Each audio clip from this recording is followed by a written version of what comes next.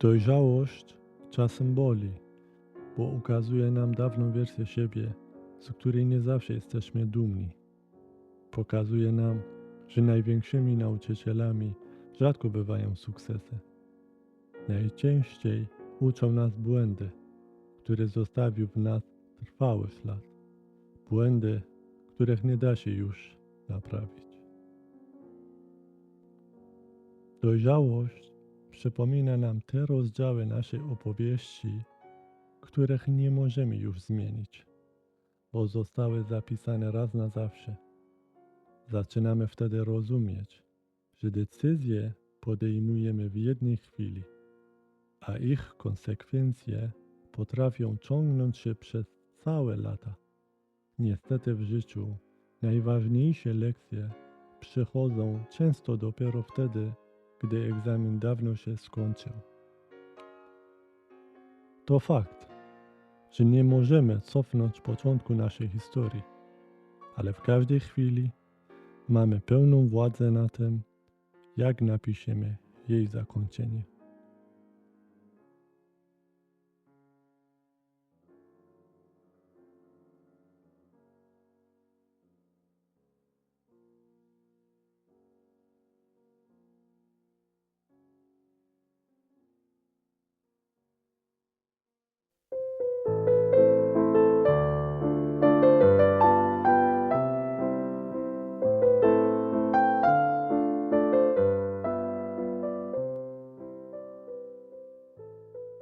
Cześć moja mała Ninuś, to ja, twój tata. Dziś jest 22 marca 2026 roku. Kiedy nagrywam te słowa, masz dokładnie 5 miesięcy. Jesteś jeszcze maleńka, a ja, choć dorosły, przez tobie każdego dnia na nowo uczę się pokory i odpowiedzialności. Od 8 lutego nie ma was w domu. Tęsknię, ale tęsknota to szczególne uczucie. Z jednej strony boli, a z drugiej przypomina, jak bardzo kochamy. Uczy nas cierpliwości i wdzięczności za zwykłe chwile, które wcześniej wydawało się nam oczywiste. Samotność i cisza, które teraz wypełniają dom, dają mi jednak czas na głęboką refleksję. Właśnie w tej ciszy dużo myślę o tym, jak przygotować się do świata. Miejsca, które potrafi być zachwycające, ale bywa też wymagające. Chciałbym, abyś kiedyś umiała iść własną drogą. Spokojnie, samodzielnie, odważnie i mądrze. Żebyś potrafiła podejmować własne decyzje i nie bała się odpowiedzialności za swoje życie. Właśnie wtedy, gdy mnie już zabraknie obok ciebie. Wróciłem do obietnicy, którą złożyłem ci miesiąc temu. Obiecałem wtedy, że spróbujemy wspólnie zrozumieć 3 niezwykle ważne rzeczy. Po pierwsze, jak traktować innych z troską i szacunkiem. Po drugie, jak budować w sobie dobre cechy. A po trzecie, jak stać się dobrym człowiekiem. Dzisiaj zaczniemy od tej pierwszej sprawy. Ninuś, zanim jednak przyjedziemy dalej, mam do ciebie gorącą prośbę. Pamiętaj, że nie jestem nieomylny, ani nie jestem specjalistą od psychologii relacji. Moje słowa to jedynie ojcowska opowieść oparta na życiowym doświadczeniu. Proszę cię, byś nie opierała na nich swoich największych decyzji w sposób bezkrytyczny. Traktuj je jako jeden z wielu punktów widzenia, które zawsze warto skonfrontować z wiedzą innych, a przede wszystkim z twoim własnym sercem i rozumem. Możesz się zastanawiać, tato, skoro to tylko twoje doświadczenia i jest skierowany specjalnie do mnie, to dlaczego nagrywasz te listy publicznie? Słuchaj, moja Nino, istnieje takie pięknie afrykańskie przysłowie. Potrzeba całej wioski, by wychować jedno dziecko. Publikuję te listy właśnie dlatego, że nie jestem nieomylny. Potrzebuję mądrości innych, tej całej wioski, abyśmy wspólnie stworzyli dla Ciebie najmądrzejszy dar. Zależy mi, aby utrzymała mądrości sprawdzone. Gdybym zostawił Ci te myśli tylko w szufladzie, nikt nie mógłby naprawić moich błędów. Martwiłbym się, że kiedyś uznasz moje pomyłki za jedną ostateczną prawdę. Dzieląc się nimi ze światem teraz, daję innym szansę, by mnie poprawili. Wszystko po to, abyś Ty miała dostęp do jak najczystszej wiedzy. Zacznijmy zatem od naszego pierwszego tematu. Jak traktować innych z troską i szacunkiem. Abyśmy mogli obdarować drugiego człowieka prawdziwą uważnością, musimy najpierw spróbować go zrozumieć. To wielkie wyzwanie, ponieważ każdy z nas niesie w sobie zupełnie inną historię. Inne wspomnienia z dzieciństwa, inne rany i inne marzenia.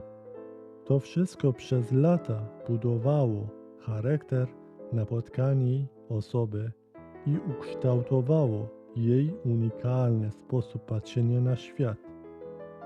Krótko mówiąc, nie jesteśmy swoimi kopiami. Każdy z nas to osobną, jedyną w swoim rodzaju opowieść. Dlatego, abyś mogła lepiej pojąć, jak działa ludzki umysł, wyobraź sobie, córeczko, że wewnątrz każdego z nas pracują dwa niezwykłe narzędzia. Pierwsze narzędzie – kompas. To narzędzie pokazuje, w jakim stanie emocjonalnym znajduje się człowiek w danej chwili. Wskazuje ono 3 główne kierunki: dobro, obojętność i zło. Kiedy kogoś spotykasz, ta osoba może czuć się w danym momencie dobrze, neutralnie albo źle. Musisz wiedzieć, że każdy z nas filtruje każde słowo, każde wydarzenie i każdą rzecz przez swój własny kompas. Naszym zadaniem jest zrozumienie, że różnimy się od siebie sposobem postrzegania tych samych sytuacji. To samo wydarzenie dla kogoś może być darem, dla kogoś innego bolesnym czasem, a dla trzeciej osoby czymś zupełnie obojętnym. I to jest całkowicie naturalne. Ten kompas jest jednak bardzo czuły, niczym igła prawdziwego urządzenia, które łatwo zakłócić silnym magnesem. Przez taki magnes to, co dla kogoś było dobre dzisiaj, jutro może wydać się złe. W naszym życiu takimi magnesami są oczekiwanie innych i presja otoczenia, wychowania, religia i osobiste przekonanie, wpływ tłumu, rodziny czy przyjaciół, szkoła oraz media społecznościowe oraz wiele innych czynników, które nie sposób tutaj wymienić. To właśnie te czynniki sprawiają, że każdy z nas widzi świat trochę lub zupełnie inaczej. Bardzo łatwo o tym zapomnieć i wpaść w pułapkę myślenia, że wszyscy powinni czuć i uważać to samo, co my. Naszym zadaniem jest nauka dostrzegania tych różnic i szanowanie ich. Zrozumienie mapy drugiego człowieka przypomina sytuację, w której dwoje ludzi stoi przeciwko siebie. Jeden mówi, moja prawa strona to południe, a drugi odpowiada, nie, moja lewo to południe. W rzeczywistości obaj mogą mieć rację. Obaj mogą być w błędzie lub tylko jeden z nich ma słuszność. Wszystko zależy od ich punktu widzenia. Rozwiązanie ich sporu nie polega na walce o to, czyjej racja jest ważniejsza, bo ona zawsze zależy od miejsca, w którym stoimy. Wystarczy, że jeden z nas spróbuje stanąć obok drugiego, dopiero wtedy, patrząc ramię w ramię, z tej samej perspektywy, mamy szansę zobaczyć ten sam horyzont.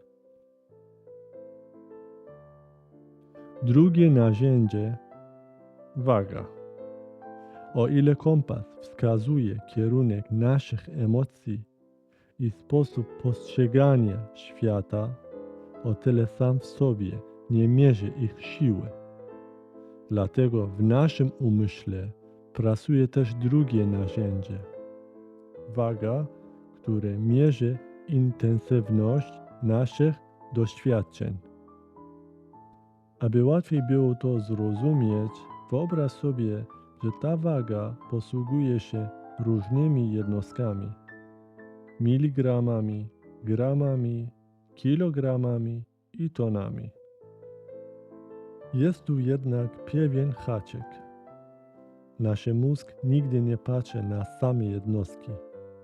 Dla niego liczy się przede wszystkim liczba, którą widzi na wyświetlaczu naszych emocji. Wyobraźmy sobie, że radosny uśmiech wyzwala 10 000 jednostki energii. Dla małego dziecka, którego mózg jest niezwykle wrażliwy i mierzy świat w miligramach, liczba 10 000 jest gigantyczna. To wielkie, obezwładniające szczęście. Dla nastolatka, którego mózg zaczyna już operować w gramach, to samo doświadczenie waży już tylko 10 gramów. Liczba na wyświetlaczu maleje, a wraz z nią siła odczuwania jej radości. Dla dorosłego, którego waga przekroczyła na kilogramy, to zaledwie 0,01 kg. Coś niemal niezauważalnego w pośpiechu dnia. Matematycznie to wciąż te same 10 000 jednostki energii, ale ich efekty całkowicie zależą od tego, jakim umysłem jej mierzymy. I co ważne, Ninuś, dotyczy nie tylko radości, ale i smutku. To, co dla dorosłego jest tylko rozlanym mlekiem, dla dziecka może być końcem świata. Wraz z dorastaniem to naturalnie, że proste radości często tracą dla nas swoją dawną skalę. Ale musisz wiedzieć, że to dorastanie to tak naprawdę dorastanie naszych doświadczeń. To niekoniecznie kwestia wieku. Czasem ktoś ma wiele lat, ale jego waga nie przełączyła się na większą jednostki, bo przeżył niewiele. Z drugiej strony, ktoś młody może już operować na tonach, jeśli los dał mu trudną szkołę życia. To nie czas w kalendarzu, ale suma doświadczeń zmienia sposób, w jaki odczuwamy świat. Jest w tym jednak głęboka mądrość. To nasz naturalny mechanizm obronny, dzięki któremu z czasem możemy unieść znacznie większą rzeczowe ciężary. Wyobraź sobie lekarza. Gdyby reagował on na ból każdego pacjenta tak silnie jak dziecko, którego waga pracuje w miligramach, nie byłby w stanie nikomu pomóc. Zostałby przygnięciony tym cierpieniem. Dlatego jego waga bólu musi pracować w kilogramach, a czasem nawet w tonach. Kiedy mierzy on ogromnie ludzkie cierpienie w tonach, na wyświetlaczu jego umysłu pojawia się mniejsza liczba, która pozwala mu zachować spokój, jasność myśli i działać skutecznie nawet w najtrudniejszych sytuacjach. Jest tu jednak pewna pułapka. Ninuż przestawienia wagi na tonę absolutnie nie może stać twoim domyślnym stanem, bo wtedy świat wokół ciebie zżarzeje. Traktuj tę grubą skórę włącznie jak pancerz. Zakładaj go, gdy idziesz przez gęstą mgłę trudnych dni. Gdy zderzasz się z problemami i potrzebujesz ochrony. Ale kiedy tylko wracasz do bezpiecznego portu, do domu, do bliskich ci ludzi, do samej siebie, zdejmuj tę zbroję. Zrób to w pełni świadomie i zrzuć ten ciężar. Tylko pozwalając sobie na powrót do wrażliwości w miligramach, nie przegapisz ciepła herbata, promienia słońce czy uśmiech drugiego człowieka. Pamiętaj, że nauka sterowania swoją wagą w dorosłości to nie jest prosta zabawa. To proces, który odbywa się krok po kroku i potrzebuje czasu oraz ogromnej cierpliwości. Tę umiejętność trzeba trenować każdego dnia poprzez czytanie mądrych książek, ćwiczenia fizycznie, medytacja, praktykowanie wdzięczności, spokojny spacer czy szczere spotkanie rodzinne. To są narzędzia, które pozwalają ci zachować kontrolę nad twoim wewnętrznym wyświetlaczem. Aby traktować innych z szacunkiem, warto pamiętać o 3 uniwersalnych zasadach. Po pierwsze, słuchaj i dostrzegaj. Nie bagatelizuj cudzych uczuć. To, co dla ciebie jest miligramem, dla kogoś może ważyć całe tony. Szacunek zaczyna się tam, gdzie uznasz, że czyjś ból jest prawdziwy, nawet jeśli tego nie czujesz. Po drugie, nie oceniaj i nie naprawiaj. Nie podsuwaj gotowych rozwiązań, dopóki ktoś o niej nie prosi. Każdy ma swój kierunek i prawo do własnych emocji. Czasem największym wsparciem jest po prostu obecność, a nie dobra rada. Po trzecie, szanuj odmienność. Twoje dobro dla kogoś innego może być bolesne. Nie znasz niewidocznych lęków ani historii, które przyciągają igłę w sercu drugiego człowieka. Bądź wyrozumiały dla cudzych bagażu. Jak napisał Viktor Franklin w swojej poruszającej książce Człowiek w poszukiwaniu sensu, żaden człowiek nie powinien osądzać innych, jeśli sam całkowicie szczerze nie opowie w głębi serca na pytanie, czy w podobnych okolicznościach nie postąpił tak samo. Ninko, zanim nasze ego wyda o kimś wyrok, zatrzymajmy się. Przypomnijmy sobie to, o czym opowiedziałem Ci w zeszłym miesiącu. Każdy z nas wciąż próbuje po omacku przejść przez swoje własne ciemny pokój. Pamiętaj jednak, że moment, w którym nagle zapala się światła i dostrzegasz, z jakimi demonami walczą w tym pokoju inni, rzadko bywa łagodnym olśnieniem. To najczęściej ogromny szok, który potrafi zaboleć. Prawdziwa nauka empatii zmusza nas do bolesnego porzucenia naszego własnego, wygodnego ego. Kiedy widzimy cudze rany, niewidoczne magnesy i potłuczone historie, uświadamiamy sobie własną niewiedzę. Dopiero to zderzenie pozwala nam stanąć obok kogoś i powiedzieć sobie z pokorą: gdybym był na jego miejscu i nosił jego ciężar, być może zrobiłbym to samo. Musimy jednak pamiętać, moja córeczko, że nasza dobroć i chęć zrozumienia innych mają swoje granice. Tą granicą jesteśmy my sami.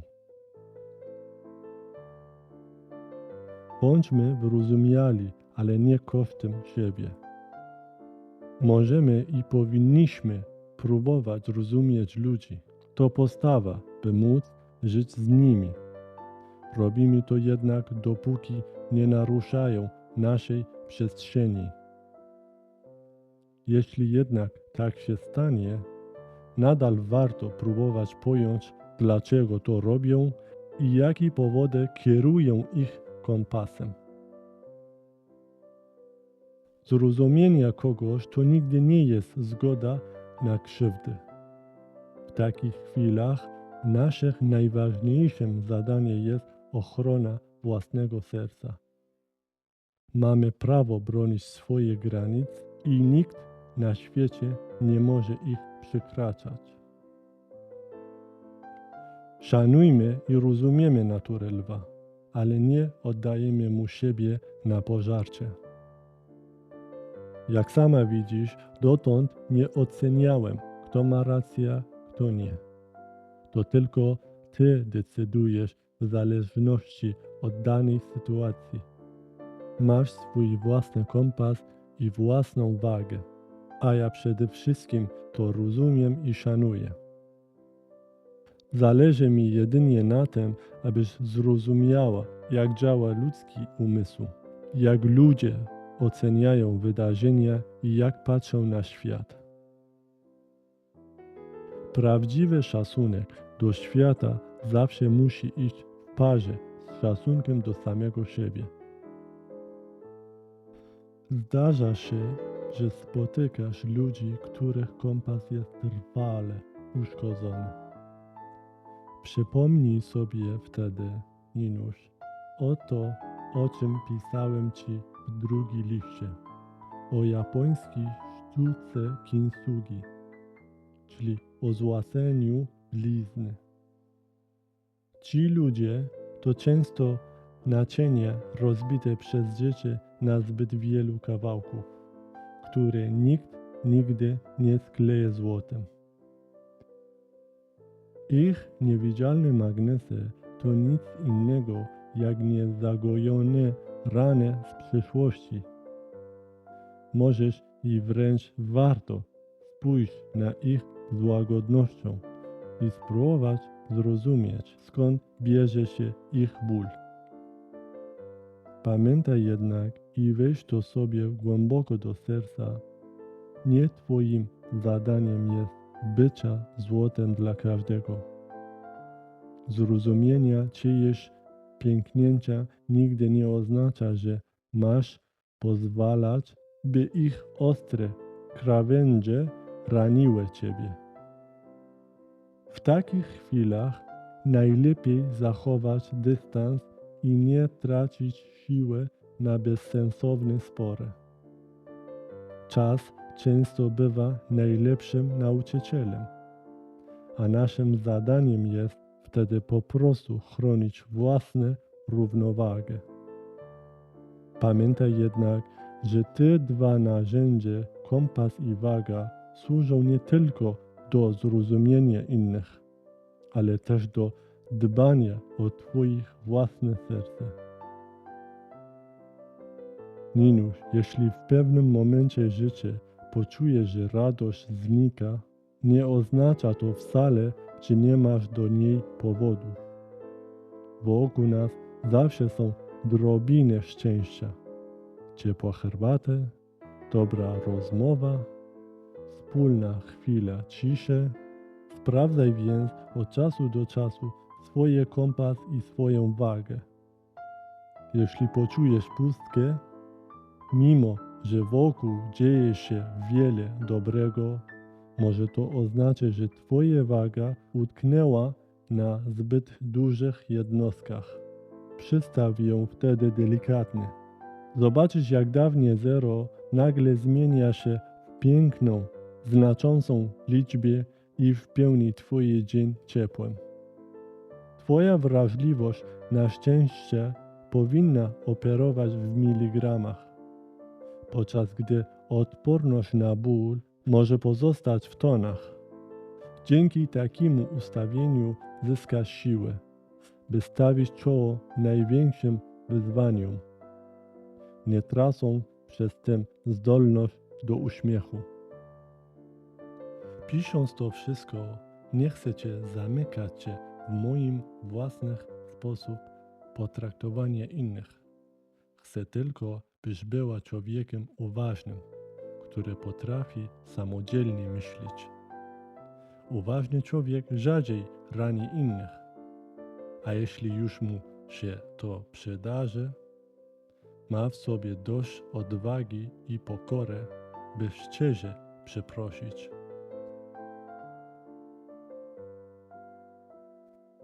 Podsumując to wszystko, moja Ninuś, zabierz z dzisiejszego listu ty proste prawdy.